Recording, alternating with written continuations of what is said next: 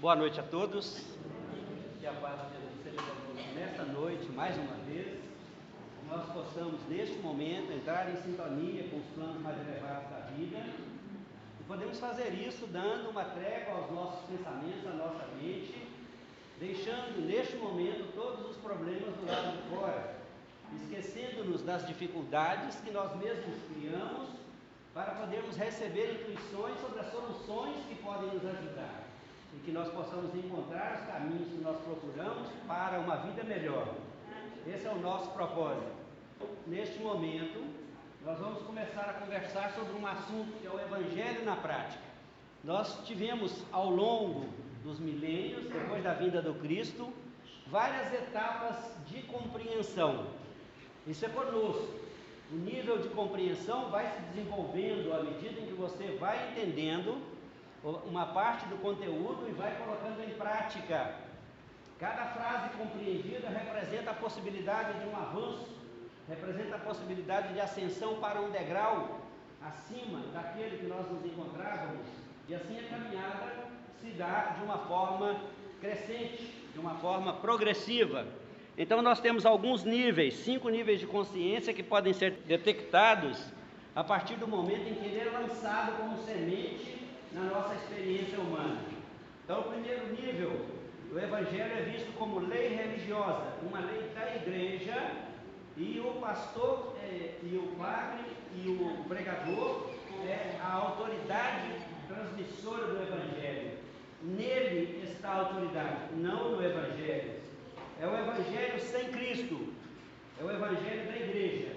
A gente sabe que é o Evangelho do Cristo, mas a posição mental de cada pessoa é que não assume isso como sendo o Evangelho do Cristo. Ele falou, é o pastor que falou, é a igreja que manda, é a igreja que determina e assim por diante. Segundo nível, sociais. Ciência social. Ele é colocado nas igrejas, é colocado nos cultos, colocado nas missas como um elemento de convivência social. Ele é o chamado Evangelho de fachada. Todo mundo sabe, todo mundo conhece e só pratica enquanto está na convivência da igreja.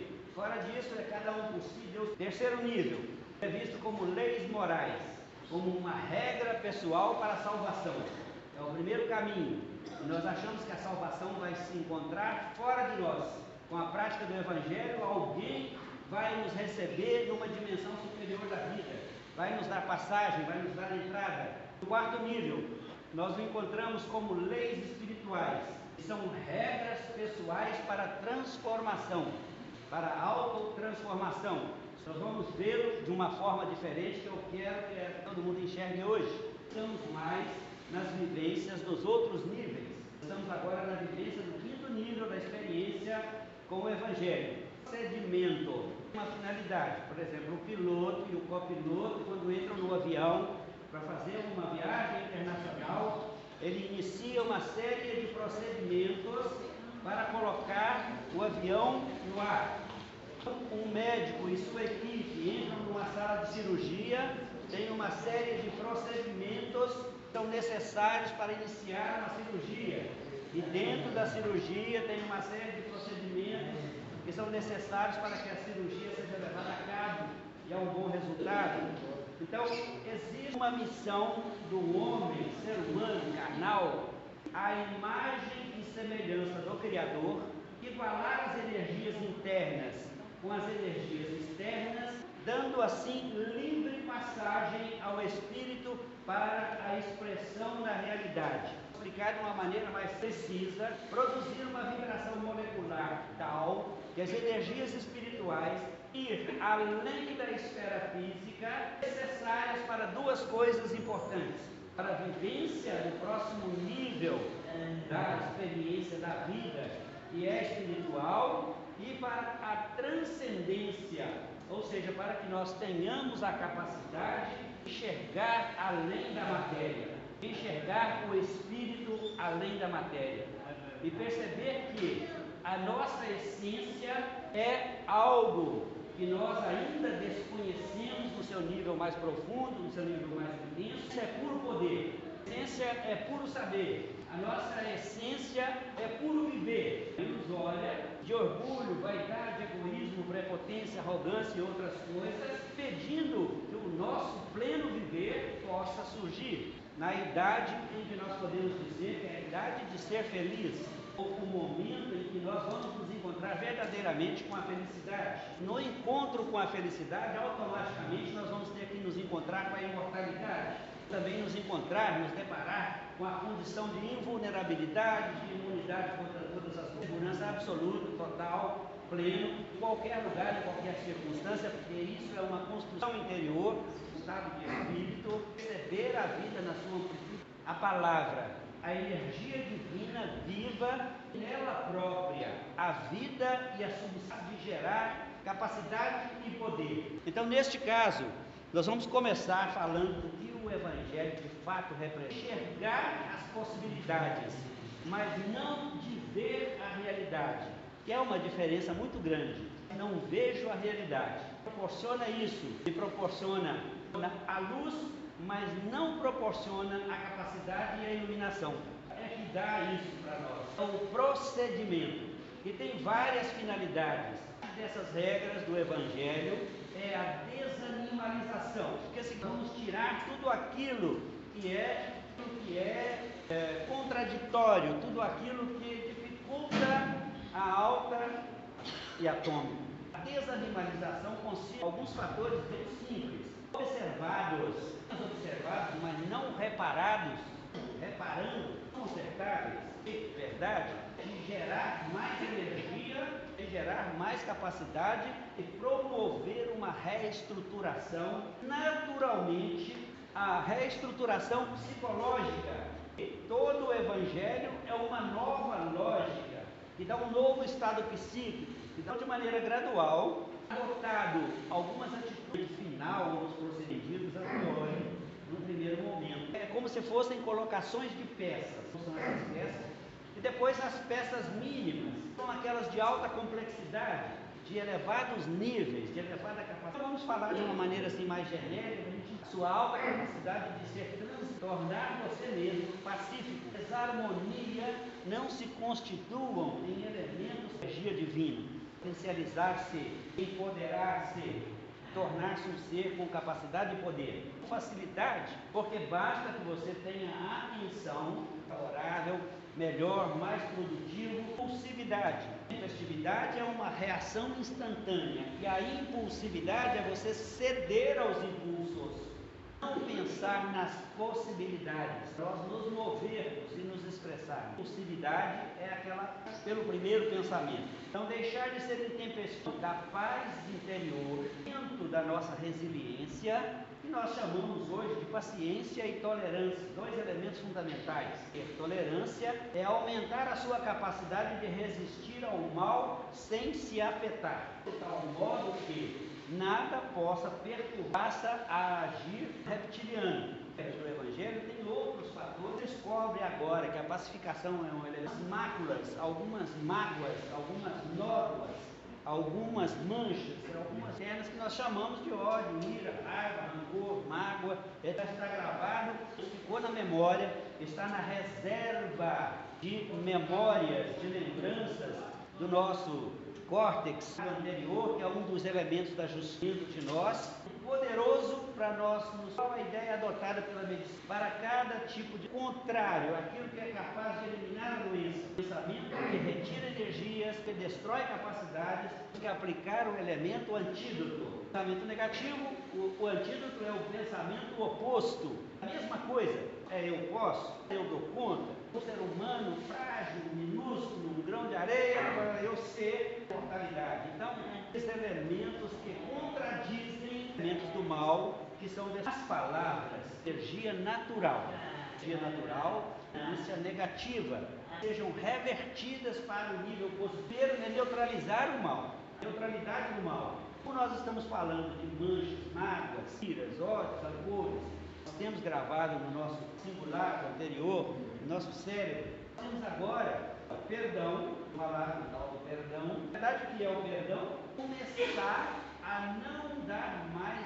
Então nós podemos começar a compreender o processo por uma um esquemazinho bem fácil de nós entender. Coisa que nós nunca pensamos e vamos pensar agora pela primeira vez. Cada pensamento é um filamento que conduz energia. Os filamentos conduzem alta energia, poder maior, capacidade maior, motricidade, energia motriz de mais agora. Vai se tornar, suas ações se tornar independente do seu querer, predominante. Então isso aqui é uma energia predominante. Tem energia dominante? Tem também. Dominante é algo com muito mais potência e supera a força da vontade. É o seu elemento de conduzir a vida, seu elemento ganha mais alimentação. De pensamento, com atitude, com palavras, vai se tornar uma energia dominante e vai ser uso, ou é caráter, ou é mau hábito, ou é bom hábito, mas vai ser alguma coisa que vai dominar. E a energia já se tornou uma energia dominante. Da mesma forma, do mesmo modelo, com a mesma capacidade de uma condição, tenho a capacidade de dispensar.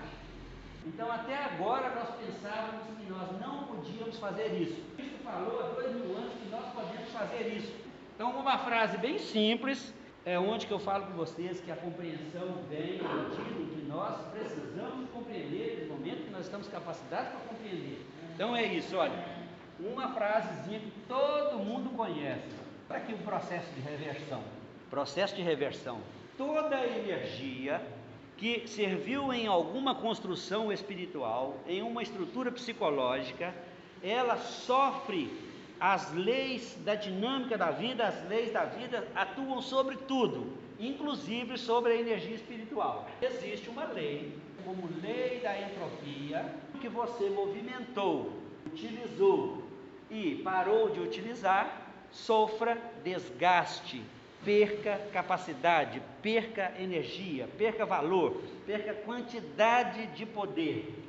Nós podemos, com o tempo, não alimentar mais, perca o seu poder. E é tão claro isso para nós, é tão visível. Você voltar ao passado, a uma condição anterior à condição onde se estabeleceu um problema. Você parar de alimentar e ele morrer de inanição. Não morre.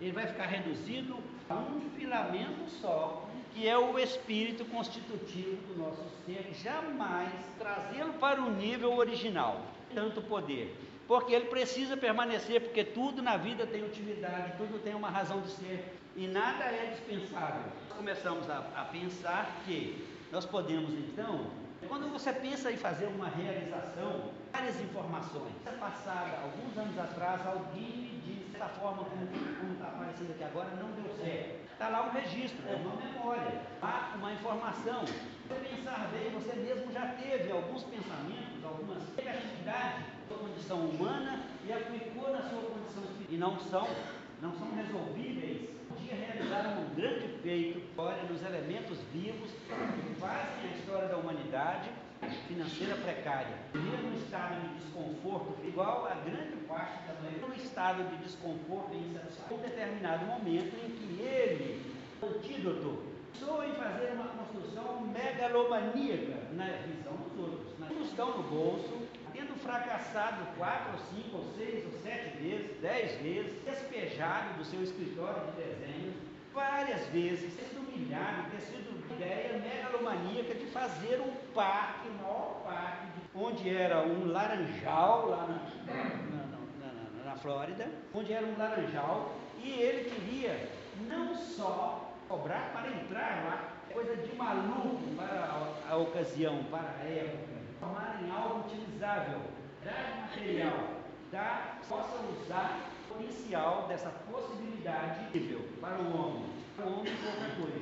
Primeira mão, no nível máximo de compreensão, de capacidade, uma divindade se forma, ela passa pelos processos de movimento, e nós recebemos um comando, façamos o homem carnal, a imagem e semelhança, a nossa imagem e semelhança, para dar potência e qualidade para as energias que nos para torná-las instrumentos de trabalho, acreditássemos nas palavras deles, coisas que nós achamos milagres, apenas uma aplicação prática além do ordinário, além do comum.